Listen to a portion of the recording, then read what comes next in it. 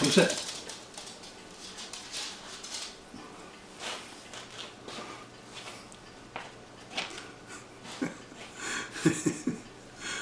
Hi, I'm Paul Bennett, and this is my little budette Gidget, and we're at Downeast Thunder Creations here in Millbridge, Maine. And Gidget really wants to help me today because I do more than just make sparks and sawdust around here. I'm known as the Guy Food Gourmet. So what I'm going to make today is my version of Pico de Gallo, and it's really awesome, muy bueno. I'm going to show you how I make it, and I think you should try it because I think it's great. Yeah, you make first batch, it'll disappear in seconds. You'll have to make a second batch. So I'm going to go over to the kitchen. I'm going to start making some up. I'll include the recipe in the description below the video. And if you get a shot, if you get a chance, please, if you get a chance, please subscribe to my YouTube channel. And also like and share, and that helps me out quite a bit. And if you do subscribe, then you're automatically enrolled in my random drawing giveaways for my subscribers whenever I meet certain milestones. So stay tuned. We're going to start making up a batch of that Pico de Gallo. It's really good, and you'll see why I'm known as the Guy Food Gourmet. Thanks for watching. Okay, it's the springtime and we haven't grown any fresh tomatoes yet, so I'm using this canned stuff. This is from Walmart. It's fire roasted salsa style diced tomatoes. Fire roasted, that's essential, that's good stuff. And that's a 14.5 ounce can. And here's a couple of cans of original diced tomatoes with green chilies, and these are only 10 ounce cans. We got 2 of those. We've got some fresh cilantro. We've got some fresh garlic. We've got a few jalapenos. We've got some onions. We've got some lemon juice. Get yourself a big bowl, and you can. We're not hard and fast on this recipe. You can add more onion, less onion, whatever you want. Same thing with the rest of the ingredients. I like to take a couple of big onions. I don't have really big onions today, so these smaller ones are just going to have to do. You can chop these any way you like. I chop them up. They're roughly 1/4 inch to 3/8 inch cubes, I guess. You make them smaller, larger, however you want. I like to bite into a good piece of onion there. Maybe 1/4 inch. My wife likes to chop onions a lot finer than this, but I think they disappear when you do that.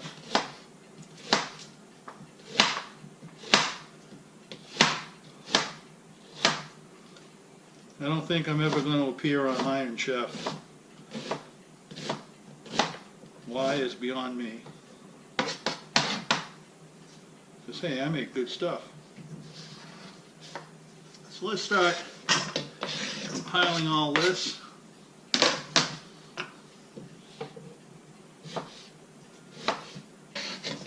By the way, if you have a dog, make sure you don't drop any onions on the floor. Don't let the dog eat it, because onions are really not good for dogs. They can get them very, very ill in a hurry. Okay, open up this canned stuff.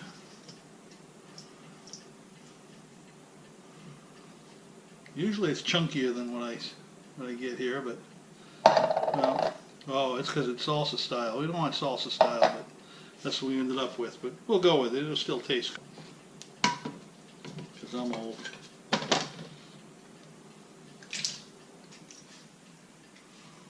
Dump that in there.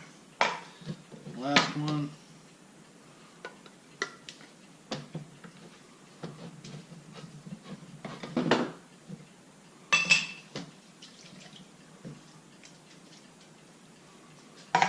Alrighty, and I've got some jalapenos here.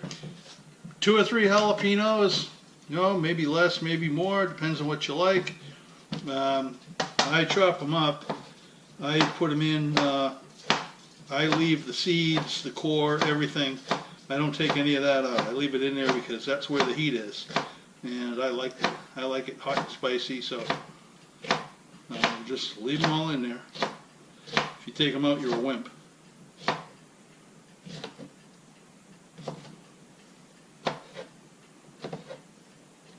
Remember, this is Guy Food.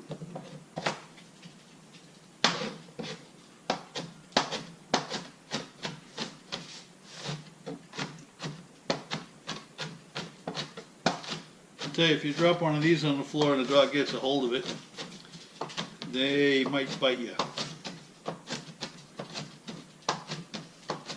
I don't think Gidget has forgiven me yet, since the last time I dropped her on the floor and she snapped one up. She was not pleased.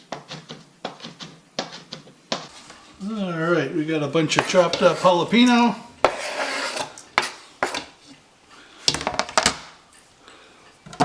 Let's get some garlic in the mix.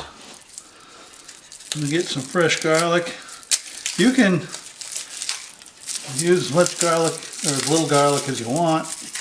Maybe you don't like garlic at all, but I'll tell you, it really adds to it. You want to get some good sized cloves. This particular garlic is garlic that we grew on our farm, and this is one of the Russian red varieties. And we grow garlic every year on the farm. And my wife Susan is particularly good at growing garlic. And what I do is I just slice it up. And then once I have it all sliced, then I chop it. The little smaller pieces.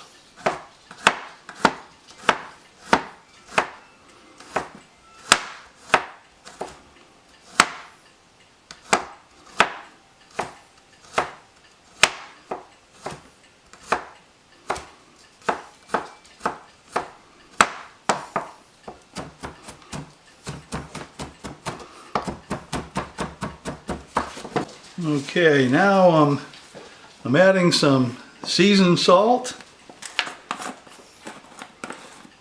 We want to add a bit of that in there. Give it a good sprinkling. That should do it. I'll put some fresh ground black pepper. Put plenty of that on too. I mean, you want this stuff to taste good, so gotta have the pepper.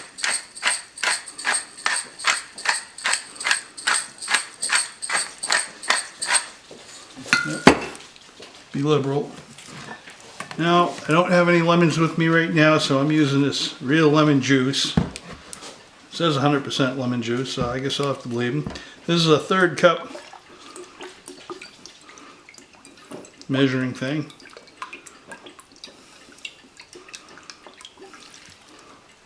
Yeah, a little more, just for good measure. Alright, so we got the lemon juice. And all that's left now is cilantro. We have to go for the cilantro. Oh, this is going to be great. I can tell you right now. This is amazing stuff. Give it a good blend. Okay, I have some fresh cilantro, a good bunch of it. I just used the head off cilantro I got at the supermarket. We normally grow it here, but again, it's springtime here in Maine, and we haven't begun our growing season yet. Otherwise, we would have fresh cilantro right from the farm. But this will work. It'll be just fine. Chop it up any way you like. If you like it really fine, or you like it coarse, doesn't matter. You can't put too much cilantro in it. I mean, you can put as much as you want, as little as you want, but it's good stuff. It really makes this pico de gallo. It's part of the secret. It really sets it off when you put in a whole lot of this cilantro. This is going to make the difference.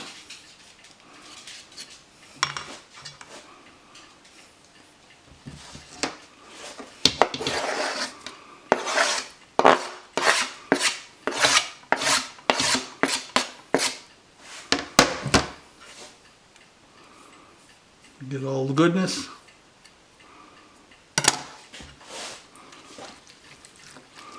And let's blend it well. Get all those flavors to blend with each other, get all infused.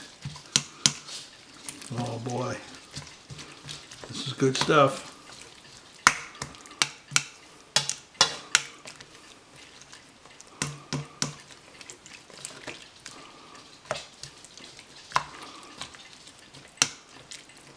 All right, ready for testing. Well, here's the moment of truth. You need to get your favorite chip, get some corn chips, tortilla chips, dig in.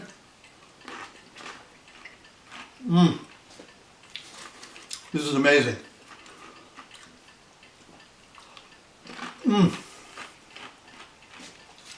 Can't get enough of this stuff.